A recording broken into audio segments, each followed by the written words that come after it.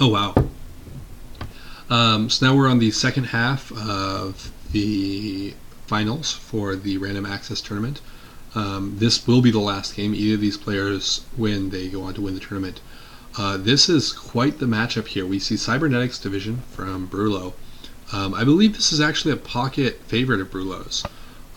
He, for a long time, was attempting to run a Cybernetics Division deck, my understanding, using Fenris and I guess probably Surgical Overrider.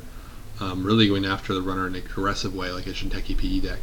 On the flip side of the table, we see Adam from Mostly Smart.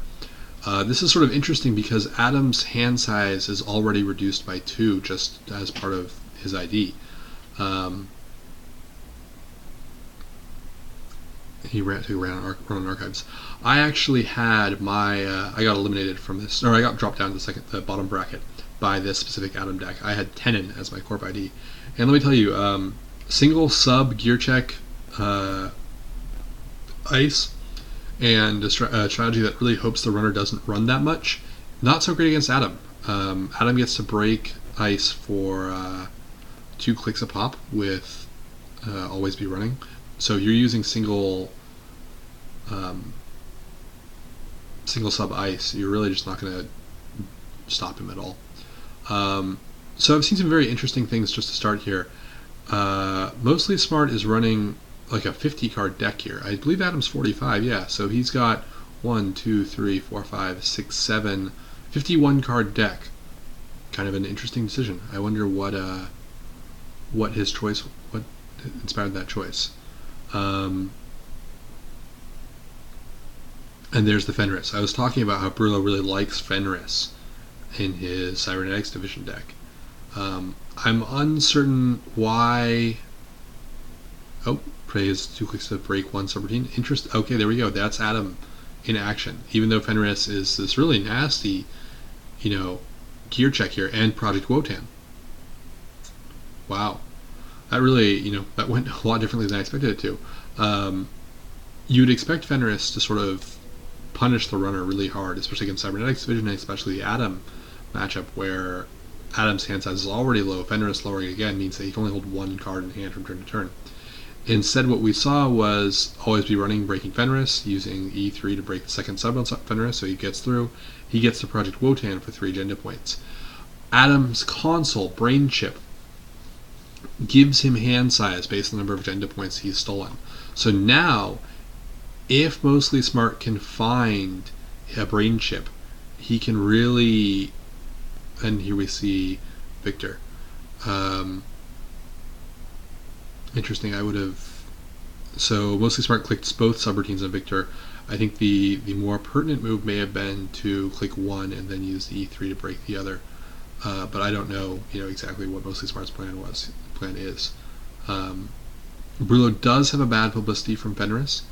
Is it Fenris? Yeah, it's Fenris. Fenris, not Predator. So using E3 once to break a sub would be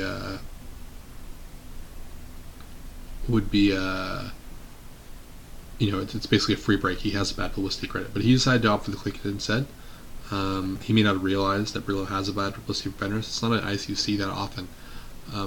People probably, many players I think see it and are kind of like, oh, what is this? I don't even know what it does. Is it a Bioroid? Can I click through it? What's going on here? Instead, it's just kind of this brutal face check ice coming out of Cybernetics Division where it's lowering your hand size by just 1 more piece.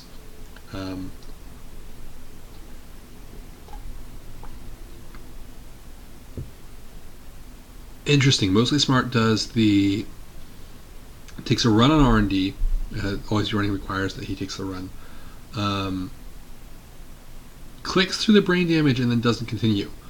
Again, I think he's really just unaware that there's the bad ballisty going on here, because otherwise he can just E3 for free and get a free access in R&D. Check if there's an agenda, see what's coming up the pipe.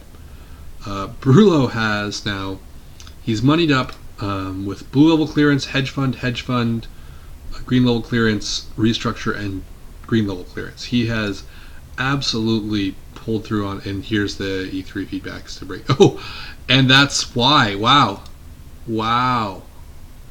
What a game. What a finish. What a finale. Brullo with the "You're dead, mate," coined by the Hunter 518. It's really the statement from the statement he uses when he's going to kill people, usually before they actually die. Well, that's the end of the random access tournament. We got to see some really crazy stuff there. I don't think I've ever seen Fisk versus Spark. I don't think I've ever seen Atom versus Cybernetics Division. I think that was really the strength of this tournament, is we got to see matchups that you just never would see. You would you don't. These are two IDs that you're going to see one of them against some other really standard ID. You're not going to see two strange IDs against each other like this. Anyways, that's the end of Random Access Netrunner. Brullo is the champion. I'm not sure what he gets for being the champion, but the tournament is over. I'm going to cut the stream here and post them on YouTube, and we can watch later. They can watch later. Anyone else can go back and look it up. Thanks for tuning in.